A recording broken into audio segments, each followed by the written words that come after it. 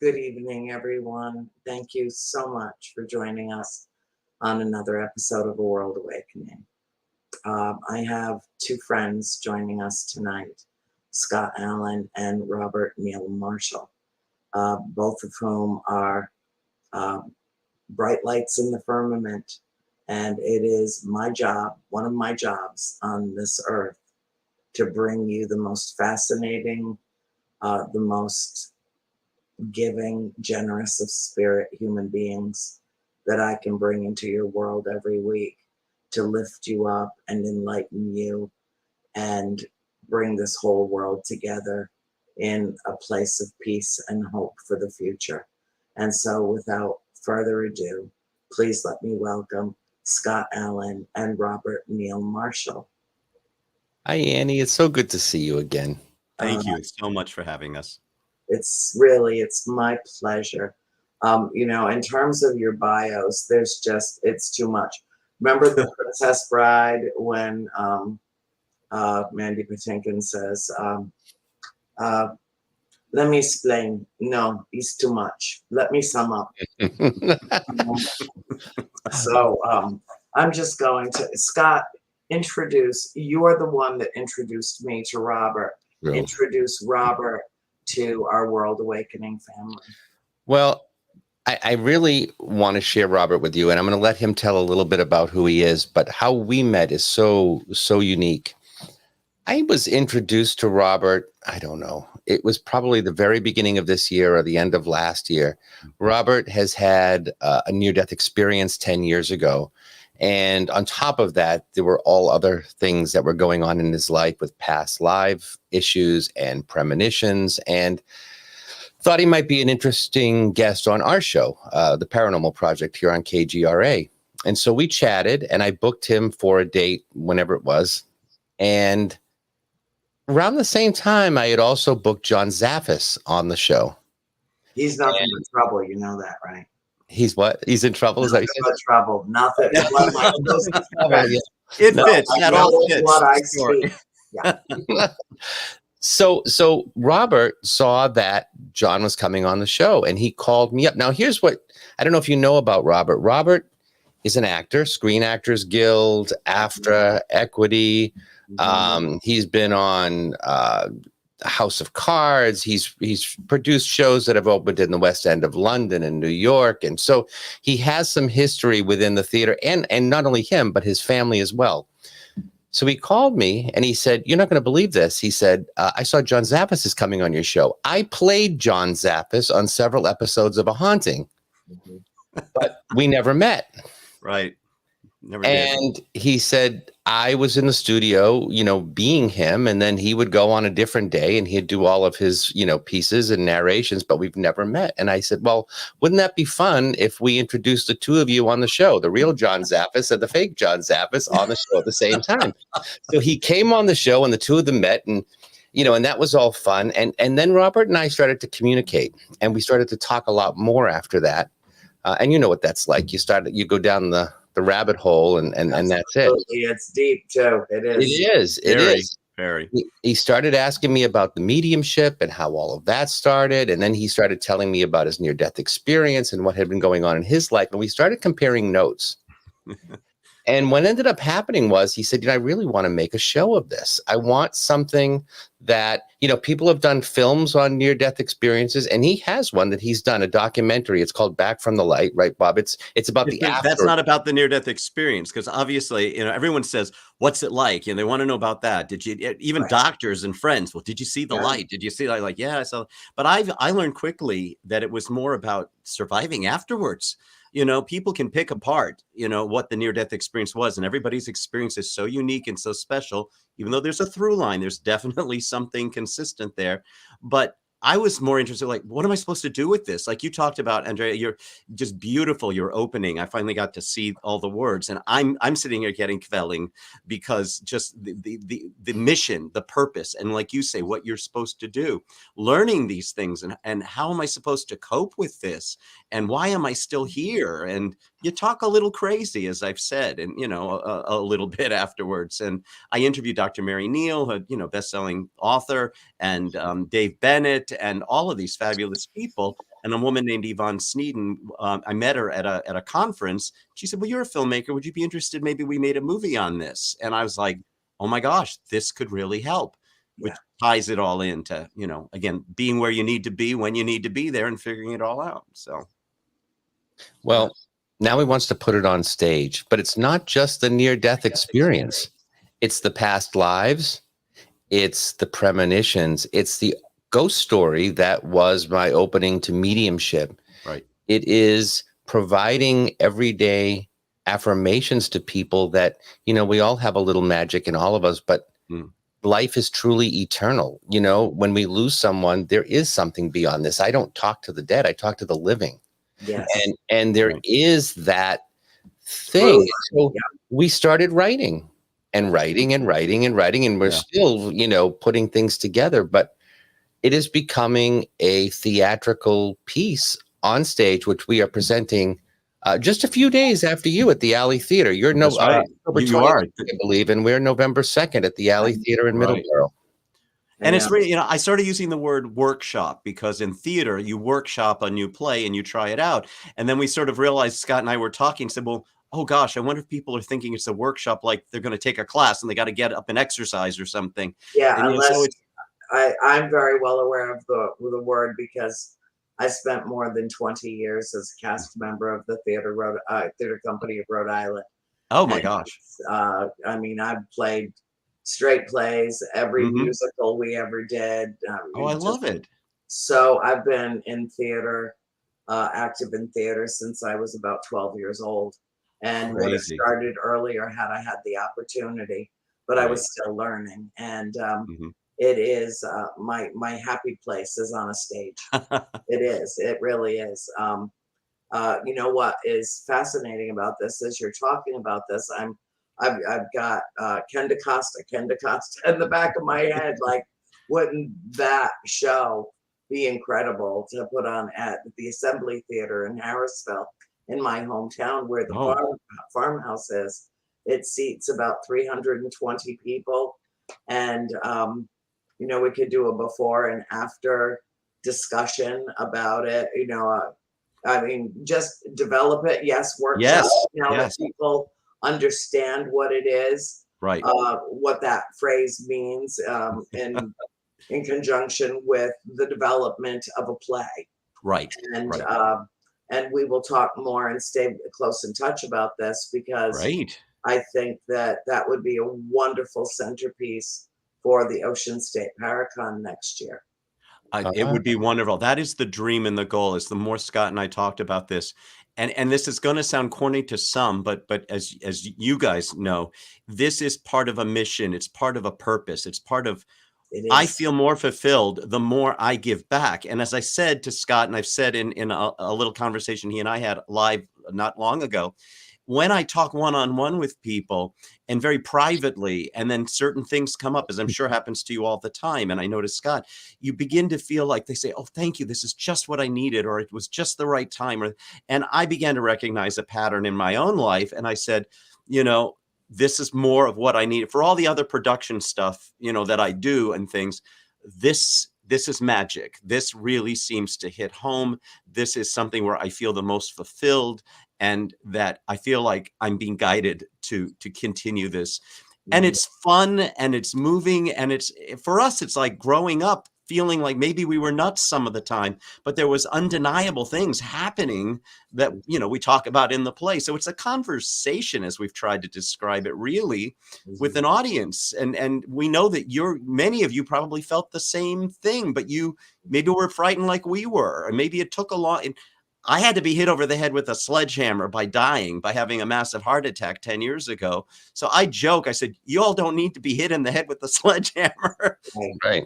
You know, we're part of the same ether. We're part of the same energy. And the more we open up to it, I'm preaching to the choir, I know, but you know what I'm saying, you know. Yeah, but we're a really cool choir. I gotta tell you, I have got a following second to none in the world. I mean, these people get it.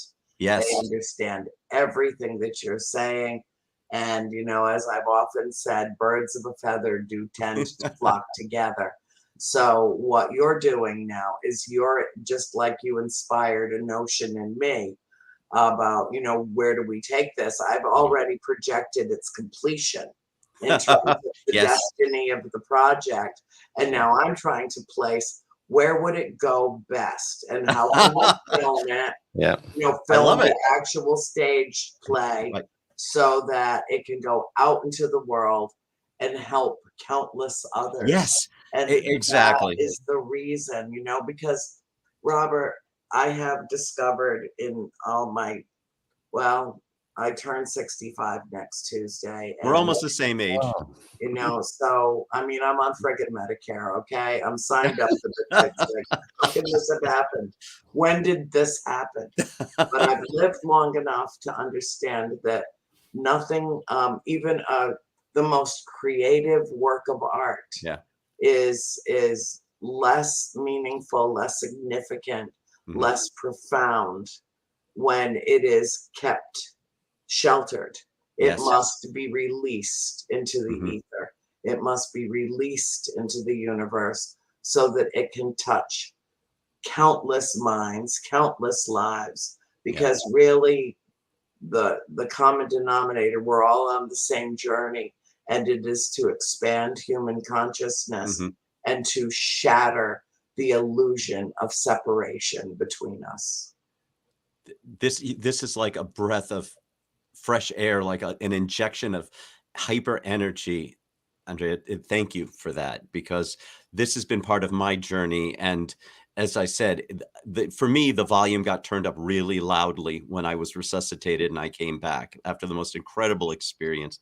And it's funny because only 10 years later now, I'm actually seeing a therapist because I always wore it as a badge of honor. I mean, and, you know, dying and coming back, and, But you know, it it's was also cool. traumatic too. But I'm realizing 10 years later, there was trauma. I Yeah. nearly died, and that's not a bad thing. It's for me, but it's still like, I have so much I need to do that I want to do that I didn't do before. And now it's like, well, you know, you're not 30 anymore, Bob. And it's like, but it doesn't matter. Whatever happened then, everything happened exactly when and where and how it was supposed to. It And was. now I'm here, and the enlightenment is being shared and expanded, and in so many ways. And so thank you. It really means so much. And I wasn't expecting that aspect of the connection. So this is a gift for me. So thank you. Thank you. Well, the gift is the death that almost occurred, Yeah. because it ultimately proved to be an enormous part of your own personal spiritual ascension. Yeah. And once, you know, I love talking to people that have either crossed and come back or come right up to the edge. Mhm. Mhm. And I do see, rarely do I speak with someone that has had this experience that was not profoundly changed by it. How can you not be? I How mean, could you not be? right. And I always, you know, when I come across the occasional purpose, you know, the person who says, yeah, I dropped dead, I came back, life goes on. I'm like, who are you kidding? Because Yeah. it's not me. You Right. know, I see right through that. You Right. can't come. I think it was the most important thing about COVID. It leveled the Oh, yeah. entire playing field. Mhm. All of us were susceptible to it. No Right. one had any immunity. And it was a crapshoot who it claimed and who it Oh, spared. experienced that in my life as well with others. Yeah. Absolutely. Yeah. And it changed the way we all think and live now. It's Everything. It Yeah. is part of the paradigm shift. Yeah. There is no Exactly. question Right. about it. COVID, a novel coronavirus that had no treatment, no cure, and no hope of anything on the horizon at first. Mhm. It created a vibration of fear around the world that literally raised, you know, the megahertz of the whole planet. I mean, fear was palpable. You Right. didn't want to go to the grocery store. Remember back, I think Oh it's gosh, yes. it serves Oh, yeah. us well to remember back the first few months, the confusion and the fear and the feelings of desperation. But you know what else it taught us? We need each other. Yeah. We Yes. do.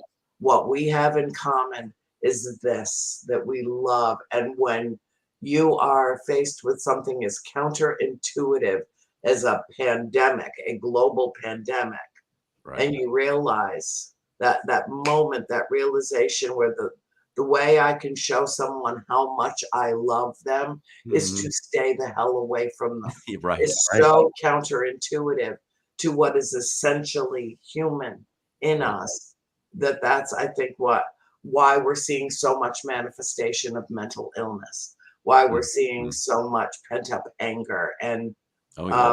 and it has, I mean, that's the whole definition of a paradigm shift. When Yeah. something so dramatic happens that what used to be what life was is no longer, and Yeah. it's different, and you can't even, it's palpable, and yet you can't even exactly pinpoint what that shift is that occurred, but you know that it did.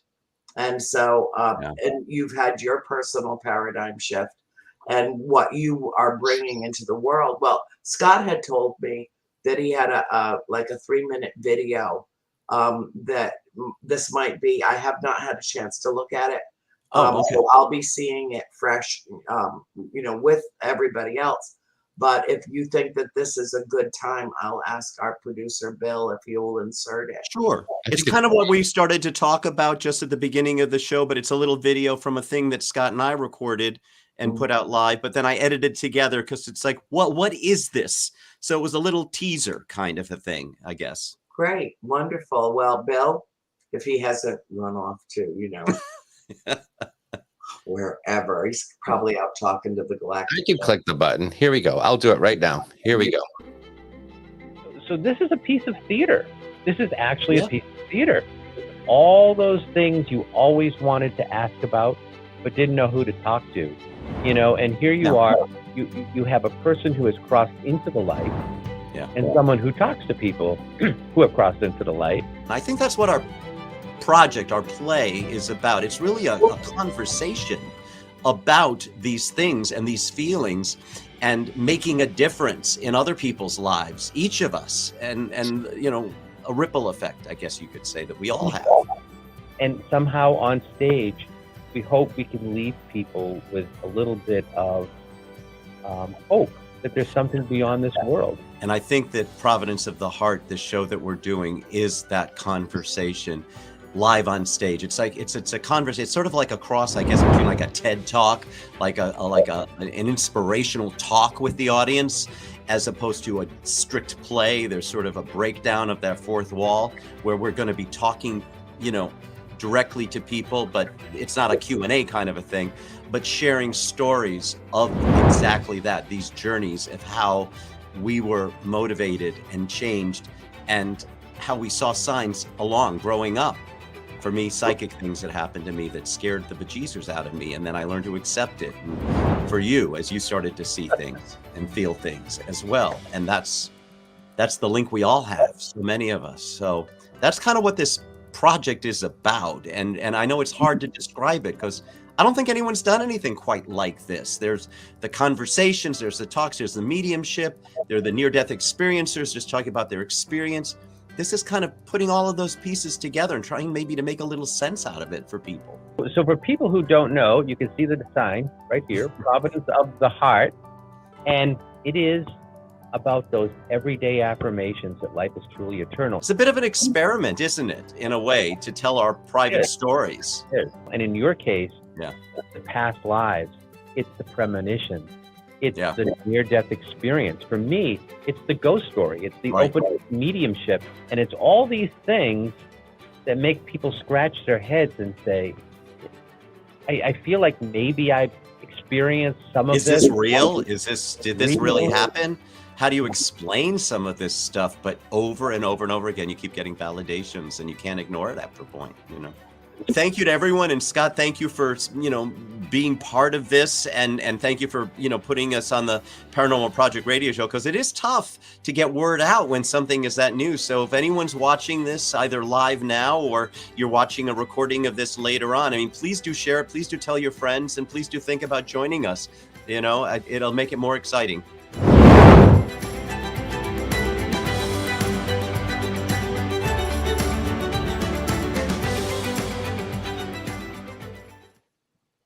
No, that's marvelous. Have you performed at the Alley Theater before? I have not. Scott, have you been there? Not either. No, this will be my Yes. first time. Lorna is wonderful. I've been Lorna talking with is- Lorna in peace, and she does casting. I did casting for Pat Moran in Baltimore with John Waters and all of these. Oh my God, you know John Waters. Oh my God, I'm going all fangirl. Oh, Wait a minute. Is that the John Waters? Is that the John Waters from Hairspray? Yeah. Yeah, that's John Waters. Oh, That's how I got my job with it. Because long story short, in that chapter of my life is that I lived in Los Angeles and we moved after the Rodney King riots. We came back east, and I have a friend who worked doing temp work with me at California Association of Realtors. She came back. She got a job as John Waters' personal assistant. And then I came back and I was working for this festival that I ended up recently leaving after being executive director there for several years. So I could go back to do this, my creative life and my real journey. But it was a good process. But she said to me, Pat's looking, I said, I might need to get some extra work. She said, well, Pat's looking for an associate, and, she had done The Wire and all of these things. And we were about to do Game Change with Julianne Moore and Ed Harris and for HBO. And I was a casting, we won an Emmy for casting. Pat's name is on it, not mine. I was the little guy on the totem pole, but my blood and sweat was there. And then we did season 1 of Veep, which actually was filmed here where I live in Maryland. Right behind the movie theaters are these warehouses where they had all the sets. They filmed it right here, of all places. Julia Louis-Dreyfus and Armando Iannucci, all of that. Mm-hmm. So, but Pat, John Waters, that world, that insane world. Oh, he's amazing. He's not from this planet. I'm certain. I am certain. I know an extraterrestrial when I see one. Oh my God. So, you don't know how true that is, having worked in that office. Yes. Well, having worked in, I played like, I don't know how many instruments, proficiently 7. Brilliant. Wow. Nobody really ever had to teach me how to play them. I was born knowing how. I was a professional singer for many years. Okay. My creative life is so blissful, so splendid. Every moment that I'm either writing a book or I'm performing and putting that energy out into the world with such love in my heart. And then I got to a point where I didn't want to play others anymore. Yeah. I wanted to just be myself and tell my own story. Yeah. But as you said, everything that preceded it prepared me for this. For that and moment. Isn't that the journey? Oh. The journey is the destination, is the journey. It is all one thing. It is all wrapped up together. Yes.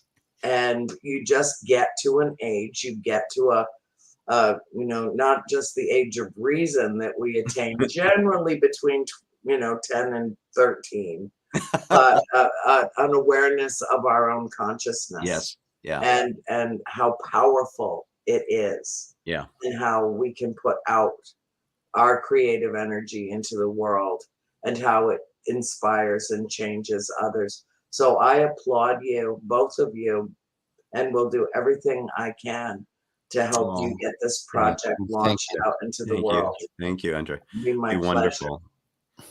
And I got other projects too. Maybe now that I know that you're also an actress, maybe you do some readings if I have some stuff in New York or something coming up. Yeah, I'm an old Yankee swamp hag. You don't want me. He's swamp hag. That's funny. But I do all of these things are usually, but tonight after moving all day long and sweating, oh my God, it's freaking hot down here in Florida right now. Scott, he comes down and he's like, yeah. And like I said, my mom's in Hallandale Beach. She's down there as well, not too far from that. And with the weather and the humidity and all that, the leaves are beginning to change here in Maryland now. So it's still 70, 80 degrees sometimes, but seasons are changing. With autumn, don't. At least I get to go. That's one of the things that's beautiful about what I do is. I have a home in Florida. I have a home in Georgia with my mother and my sister. I'm around the country all the time. And so I don't feel robbed of the seasons. Right. You can, but you can come and go. I can experience it. Yeah. Yeah. But Yeah. I've shoveled my last snow. I can tell you that. They say it's going to be bad this winter too. Where I'm hearing, because we barely had any snow the last couple of years, but I remember the times when the cars were buried, and I think we might be in for that this winter. You know, we could all use a good chill down right now. So yes, yes, I'll take it. Just blow the wind south. I'll take the nice cool breezes. Keep the snow. Oh God. So Scotty. Yeah. Well, you know I love you dearly, and you know likewise. that we have a very special connection. I don't know, Robert or Bob, if you prefer. I don't want to be too formal. No, but people call me Bob. Robert's the union name, but I'm Bob. Yeah. Bob to my friends and family. Bobby to my mother sometimes. People call me Andrea and Annie, and believe me when I tell you, I've been called much worse. So have at it. Oh, when we're together, like privately, yes, ask me, I'll tell you. Oh, my grandfather used to say, "Call me anything, just don't call me late for dinner." Late for dinner, yeah. But Scott and I met. Did we meet before we went to Scotland? We met once before Scotland, but it was one of those things. You were standing at the Paracon signing your books. I said hi, you signed my book, and we took a photo, and that was it. And then after that, we were, I was hauling your 50-pound bag up hills in Scotland, and that was looking for extraterrestrials up in the sky, Well, if there's a dead body in that bag, what do you expect it to weigh? Well, I don't know. Probably a lot more. More than 50 pounds. Come on. Oh my gosh. Well, I was partially dismembered. So, I just thought I didn't know where we were going, Scott. I didn't know how many hours we were going to be on. I had to bring all the accoutrement. I had to have the coat. I had to have it all. The journal. I had to have the camera. I had, And what we said when we left is, we have to go back. We have to go back because it was amazing. And I don't know that you've been. I certainly have not been since, but people I know have been, and it's just beautiful. Just beautiful. It doesn't even look real. It doesn't even look. Look real. This planet. It is the most amazing place I've ever been. And then this past June or July, I can't remember. I went on an Alaskan cruise with Amy Bruni and Adam Berry. Oh my God. And she how she got me to go on it, because I do have I'm partially human. I have my own fears too, and I was traumatized by the Poseidon Adventure when I was a kid, the one with Shelley Winters. Okay. Absolutely fucking traumatized by that film. And so I was like, she's asked me on I don't know how many cruises. And I said, Amy, I don't do the big boats out on the big ocean. And so when she called about that, I said, well, would I be able to see land the whole time? Oh, absolutely. Liar. Yeah, no, you won't. No, but what I did see were orcas playing with humpback whales off the side of the ship. Would I trade that for anything? No. So, you get past your fears in life if you confront them. Right. Yeah. And that's part of, going full circle back to what we were talking about in terms of fear of death. Right. What I find is the people that I've interviewed that have had near-death experiences, if they were afraid of dying before they had the experience, they no longer have any fear of death at all. None whatsoever anymore. Yeah, I've been there. And people talk about, I joke a lot, but I talk about people who worry about things all the time. They're like, but what if this and what if that and what if that? And I said, look, you can choose to go left or right. I've said you can choose to make a decision at a certain time, but ultimately the universe is going to take you exactly where you need to be by mere fractions of a second that will say whether you live or die. And there are many examples. I actually talk about this in the play, but Right. I joke and my friends are horrified. I say, what is the worst possible thing that could happen to you? And they look at me like, I go, been there, done that. And they're like, you know, Yeah. but it's true. It really is. True. What do you got to worry about? What's the worst thing that could possibly happen to you ultimately when it's our time is the most extraordinary thing that'll ever happen to us. But I say, I've got a job to do. While I'm not afraid of it, I'm not in any hurry by any means. Because my friend, some people think you have a death wish. And I'm like, no, not the opposite. I was told why I had to come back. Yeah. You know, I got things to do. And that, yeah, exactly. And but when it is my time, whenever that is, I get to go home, you know, and I don't mean home in a particular religious way. I just mean back to the center of the light, whatever you want to call it. Well, I know where my home planet is. I've been there. I've been off planet several times. And it's absolutely extraordinarily beautiful. And I'm not afraid to die. Yeah. I have no fear of it. I don't want to hasten my own demise. Right. I would just like to leave the best impression on planet Earth while I'm here and spread as much light and love. And you know, the word unity is so grossly overused and inappropriately used in so many ways. But it really is, I think, should at least be considered an end goal for us, that we ultimately, as one human race and all living beings on this living, breathing rock, healing, you know, and reeling through space, is the realization of oneness, not only around this planet with each other and all its creatures and its life forms, but oneness throughout the universe. And that might be a lot, you know. I mean, Scotty, when we stood on Bonnie Bridge, and your son called from Massachusetts and said, Daddy, look underneath the trees at the cows and then look up. Okay, a 9-year-old calls his father in England and in Scotland and tells him where to see the extraterrestrial vessels at one of the hot spots in Scotland. I mean, life is full of magic. Yes, exactly. And what was on the other side of that bridge when we got there? A field with cows under trees. And we looked up, and, you know, and there were the Blackhawks. Remember? I mean, geez, Louise. Oh God, I got chased all the over. Men in Black. They were all over the place. Oh my God, 3 times, huh? 3 times, and then we got chased down by a Men in Black car. Yeah.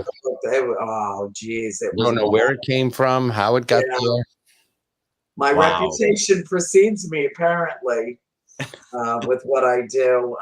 But that's okay. You know, I'm perfectly willing to share my experiences with anybody. And if they're that curious, then you don't need to be taking our pictures over our tour bus from Black Hawk helicopters hanging, you know, what, 200, 300 feet in the air. I mean, they were right over us, or chasing us down on ancient church roads. Right. You know, just get out and talk to us. And all of us, anybody that had experiences, would have gladly imparted them. You know, that's we're operating, I think, in a world where we need to change the narrative. We need to collectively change our minds about our intentions about this planet and each other, and make peace, make it happen, create peace. In the same way that you're creating a beautiful manifestation of your story in a stage play. I think that's extraordinary. And I applaud your efforts because I've written plays. Mhm. I've written and put them on. I know how much work it is. I know how hard it is. And it truly is a labor of love, Bob, and Oh all yeah. the credit, all the credit. Thank you. And you know, it's funny because I reflect back on this, going back to our childhood in our own ways, in our own stories, and then combining them and how we, you know, when do I tell part of my story, and then how does it reflect to Scott? And then we go back and forth, and where do we play together, and we'll take on roles in each other's lives where we'll take on some characters and thing, you know, and working that in. But reflecting back on our childhood about the things that we are just taught to believe, and or the poo-poo or the disbelief about certain things, even when it's right there in front of you, and how long it takes, depending on where people live or where they are, or what point of reference or where their journey takes them, to realize that there is something more, that you're not crazy for thinking these things. I mean, I talk about at one point, I'll leave it for the play, but I literally at 17, after certain things happened to me where this began, I literally was sitting in my mother's bedroom with her. I left my body. I'm floating over a body of water, and I saw a plane crash right in front of me. And there's a lot more to the story, but I told my mother I saw this plane crash. She, well, you've got a vivid imagination, and you and airplanes. And guess what? It actually happened, and it's documented. And I talk a lot more about when and where and how. But this, I mean, it freaked me out because it was absolutely real. It was absolutely solid. It was unmistakable. And the absurdity that this could actually have happened when it comes on the news later that same night, I'm like, you can't write this stuff, you know? No, But no, it's real. it is. It's real. And what people need to understand is that our metaphysical lives are equally significant to our physical lives, to the Right. physical space that we, you know, consciousness is everything.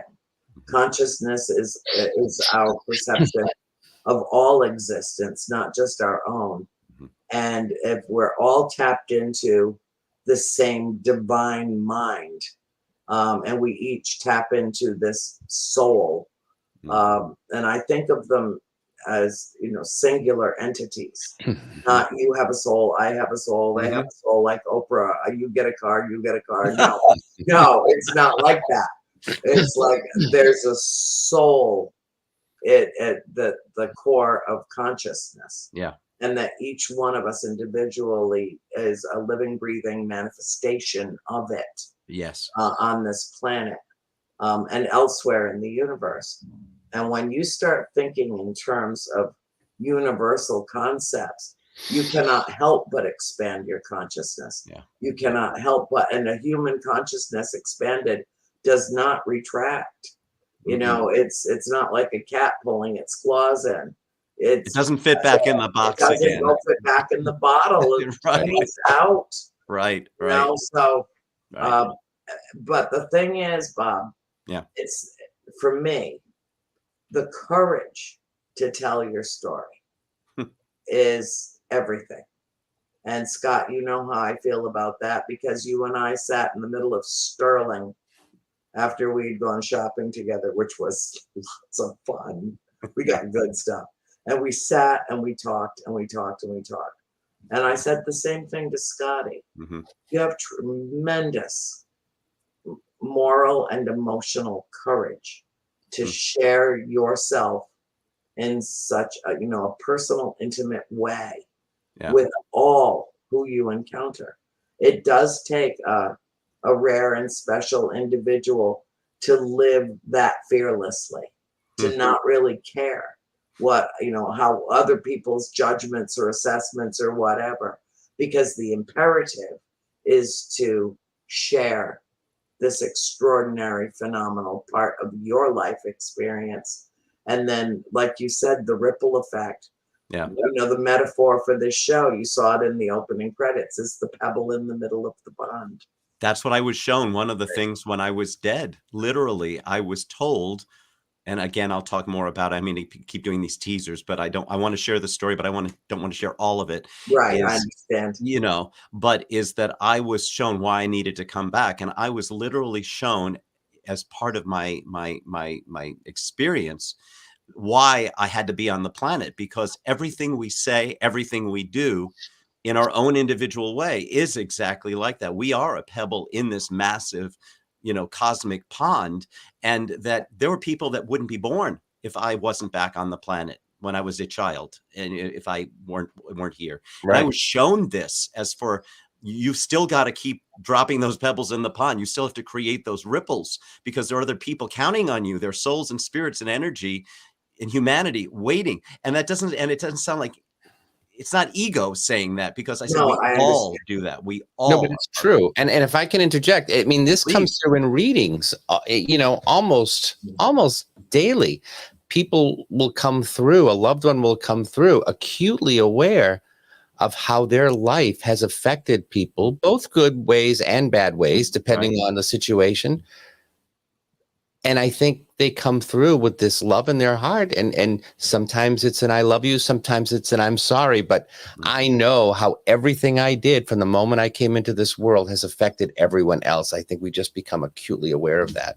Right. And so, it is that ripple effect. It is that ripple effect. Well, it's the frequency, it's the energy itself, it's literally the wavelength that we not only emanate, but then we ride. And it seems so complicated and so convoluted, but I think ultimately it's not. It's the opposite. It's very, very simple. If you go back into, just academia, and you study, as I had to get a degree in philosophy, all the major religious texts that have ever been generated throughout the course of human history, they all have one singular message that appears in every one of them. And some people call it the golden rule. I like to say, do unto others as though you are the others, because to someone, you're the others. Yeah. And it's that kindness, that generosity of spirit, that eternal optimism, that hopefulness, the ability to, and the desire to inspire is the best of us. And so I am very excited about your project. I wish I was going to be there just in the nick of time. I'm going to be on a cruise ship in Boston while you're doing your show. Oh my gosh. Really? Oh, wow. Well, there's this cruise ship coming in from England, and I have a huge following in England, and they're doing a paranormal tour of the Eastern Seaboard, and their port of call that day is Boston. So I'm going to hop skip it from the farm in Rhode Island over to the cruise ship. I lectured for 10 years for Cunard, as Cunard Insights, on the Queen Mary 2 and the Queen Victoria, all of that. It was one of my passions, and ocean liners, and part of my history as well. And I love it. So I totally get it. And I gather you're kind of hooked now, even though you questioned it in the beginning. Yeah, but I'm really happy that it's going to have its anchor down. I'm okay with that. I am. I spent 24 hours of an 8-day voyage, so sick I couldn't lift my head up. Oh no! Oh gosh! That doesn't make it fun. Northwest Passage, and it was like like this, and I really suffered. And of course, they were kind enough to bring 4 Dramamine tablets to my stateroom. But there were no instructions, so I thought they were like aspirin. I ate 2. Oh no! 3 hours later, I ate 2 more, and then I think somebody woke me up about 24 hours later. Oh my gosh! Oh, I'm sorry. Oh, it's okay. COVID almost killed me, so that was just an unfortunate turn of events. But it's all, I mean, it gave us something to talk about in terms of, what, Bob, I need, Scott, your mission, and it's not like you get to choose to accept it. You actually have to do this. Okay. You are going to, we talked and you told me about Bob, but I didn't get to meet him in advance. And now I need you to give him my personal cell phone number. I'll do that for you. Sure. Thank you. I will share it and preserve it. Thank you. Yeah, that'd be nice. Yeah, and I'm going to try to get down on the 29th because I really would like to see you in person. You know, every time I see you, it's at a tables. You're signing somebody's book. Your book. You're signing books for people, and you know, you never have a chance to really talk. But I'd love to come and see you because I haven't had a chance to be with you really since. I know it's been too long, and you know, the Abbey Theater is wicked haunted. It is. Oh, is it? Amazing. The alley is really. Oh. Oh It gosh. really is. So, you know, as soon as I walk in, they're like, "Oh, she's here, you know." and there's this woof of energy that comes, and yeah, and Lorna is we're very close friends, and She's is been amazing. amazing woman. She really is. I mean, there are not enough superlatives on earth in this language or any other to describe her. So yes, I would love it. I would love it if you could come. I would very much love to see your production, but I know that I will. You will. In a odd way. I know that I will, and that this was part of it. And when the time comes, you know, let me tell a couple of 100,000 of my closest friends about it, okay? My pleasure. I can do it with a point and click.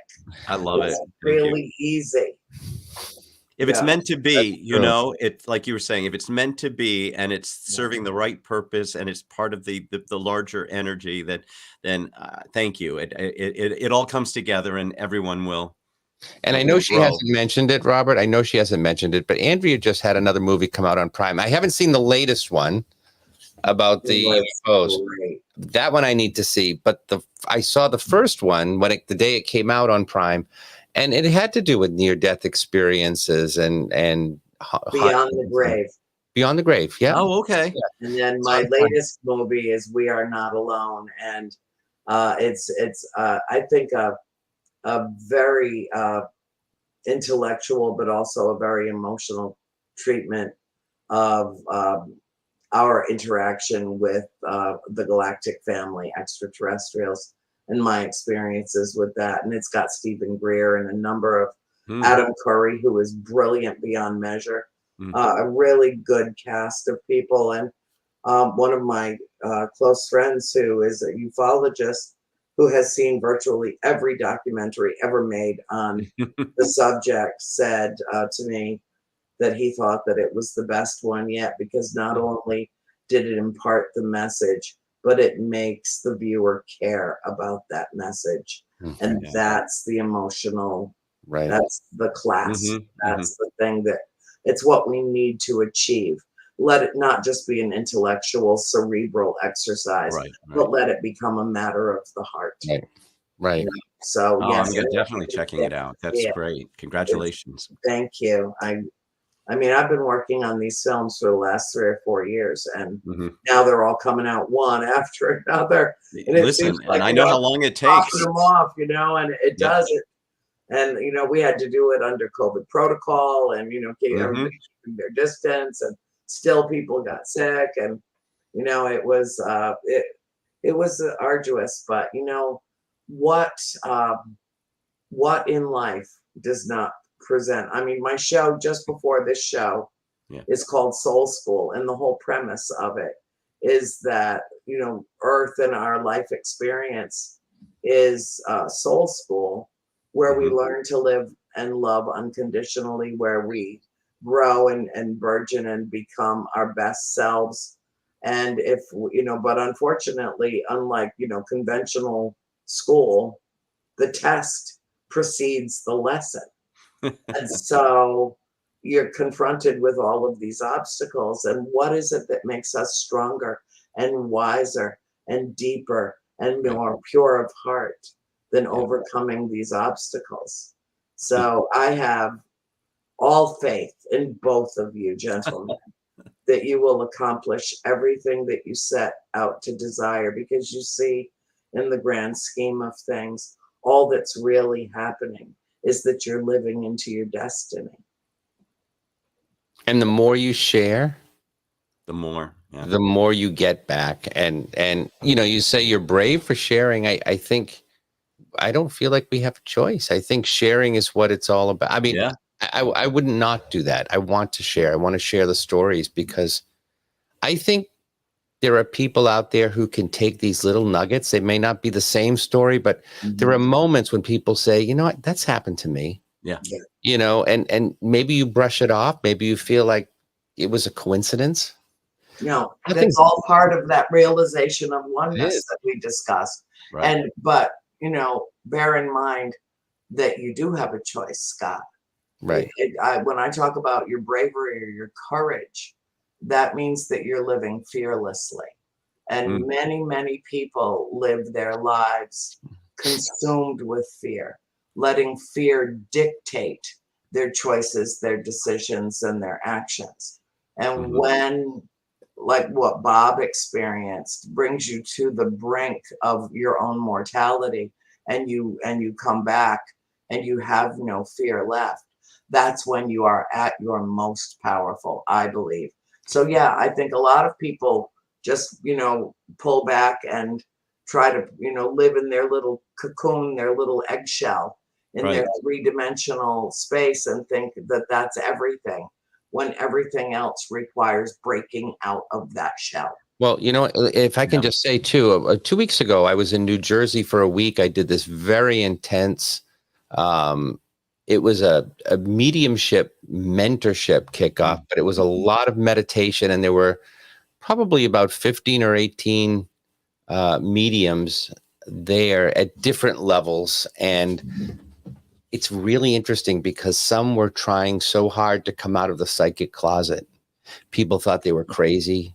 People told them they had lost their minds. And then there were others like myself who were just doing it. And, I'm almost 60, so I don't care anymore what people think. If they don't like it, it's too bad, but there were other people there who felt very judged and were unsure how they were going to be able to live their truth because they couldn't face the people in their lives that they thought that people would think they were crazy. So there is that element to it, but that will always be there. And yeah, it's why 1 minute. Bill tells me we have 1 minute. Oh, he told me we had 5 minutes, and I completely ignored my producer 4 minutes ago. Don't worry, he's used to it. Now he's going to put LOL in my private chat. Man, Bill, I love my producer. He makes this show a joy to do. Well, I'm just going to have you both back on, because we're not done with this conversation. We're not done, no, by any means. I'd love it. Can I just say, though, if people do want to come, providenceoftheheart.com. Or if they're familiar with me and my website, mediumscottallan.com, you can go there. It's under events, and you can get tickets there. Well, tickets are only $25, but just because we love you and everybody that's on your show, if they use promo code POH10, they'll get another $10 off. So it's only $15 to come in and see the show, because we really want to get the reactions and we want to have people in an audience. Feedback of an audience to tell us. Yeah, it's wonderful. Oh, see, now that's... Oh, he's got Look that. how good he is. Thank you. Oh my gosh. He is there. He's not off making a cup of He's coffee. He's actually participating. There you go. About Bill. I love Bill. Look at these handsome gentlemen there. I know. Look at There you those go. handsome dudes. Oh my God. You're just both such a pleasure to have spent You as well. I'm so glad we finally got to meet. It took till now. It took us 60 some odd years to meet, but we finally did, right? Darling, it's just the beginning of a beautiful friendship. There you go. Name that film. No, I'm sorry. That's too easy. That's too easy. So let me just say goodnight to all of our viewers. Thank you for joining us. And remember, no matter what you face in life, always be the beacon, be the light you seek. Good night, everyone. Good night, everyone. Thank you.